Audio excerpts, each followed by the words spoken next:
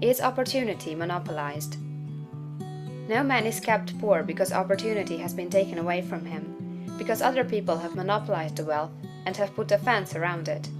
You may be shut off from engaging in business in certain lines, but there are other channels open to you. Probably it would be hard for you to get control of any of the great railroad systems. That field is pretty well monopolized. But the electric railway business is still in its infancy and offers plenty of scope for enterprise. And it will be but a few years until traffic and transportation through the air will become a great industry, and in all its branches will give employment to hundreds of thousands and perhaps to millions of people. Why not turn your attention to the development of aerial transportation, instead of competing with J.J. Hill and others for a chance in the steam railway world? It is quite true that if you are a workman in the employ of the Steel Trust, you have very little chance of becoming the owner of the plant in which you work. But it is also true that if you will commence the act in a certain way, you can soon leave the employ of the Steel Trust. You can buy a farm of from 10 to 40 acres and engage in business as a producer of foodstuffs. There is great opportunity at this time for men who will live upon small tracts of land and cultivate the same intensively. Such men will certainly get rich. You may say that it is impossible for you to get the land, but I am going to prove to you that it is not impossible, and that you can certainly get a farm if you will go to work in a certain way. At different periods, the tide of opportunity sets in different directions, according to the needs of the whole, and the particular state of social evolution which has been reached.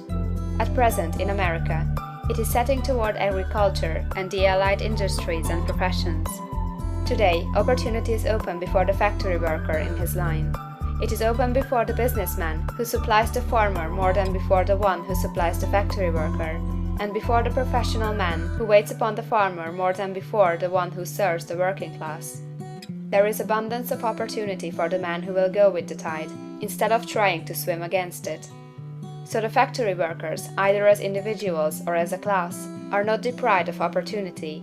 The workers are not being kept down by their masters. They are not being ground by the trusts and combinations of capital. As a class, they are where they are because they do not do things in a certain way. If the workers of America chose to do so, they could follow the example of their brothers in Belgium and other countries, and establish great department stores and cooperative industries. They could elect men of their own class to office, and pass laws favoring the development of such cooperative industries, and in a few years they could take peaceable possession of the industrial field. The working class may become the master class whenever they will begin to do things in a certain way. The law of wealth is the same for them as it is for all others. This they must learn, and they will remain where they are as long as they continue to do as they do. The individual worker, however, is not held down by the ignorance or the mental slothfulness of his class.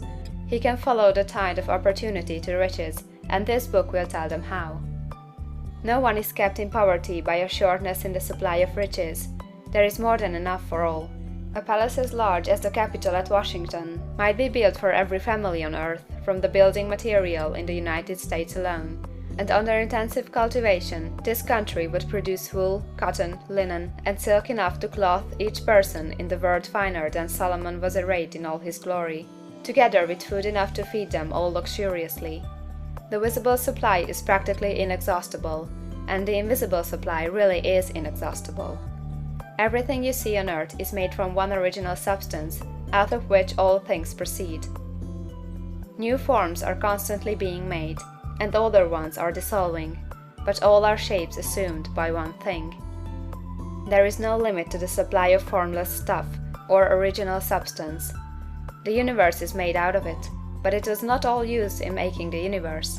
The spaces in, through, and between the forms of the visible universe are permeated and filled with the original substance, with the formless stuff, with the raw material of all things.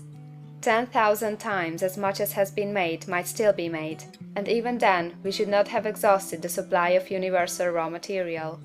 No man, therefore, is poor because nature is poor, or because there is not enough to go around. Nature is an inexhaustible storehouse of riches. The supply will never run short. Original substance is alive with creative energy and is constantly producing more forms. When the supply of building material is exhausted, more will be produced. When the soil is exhausted, so that foodstuffs and materials for clothing will no longer grow upon it, it will be renewed, or more soil will be made. When all the gold and silver has been dug from the earth, if man is still in such a stage of social development that he needs gold and silver, more will be produced from the formless. The formless stuff responds to the needs of man, it will not let him be without any good thing. This is true of man collectively. The race as a whole is always abundantly rich, and if individuals are poor, it is because they do not follow the certain way of doing things which makes the individual man rich. The formless stuff is intelligent. It is stuff which thinks. It is alive, and is always impelled toward more life.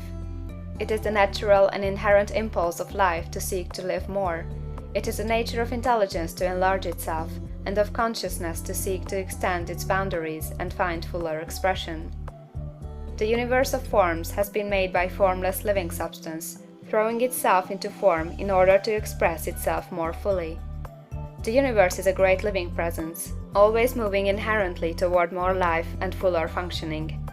Nature is formed for the advancement of life. Its impelling motive is the increase of life.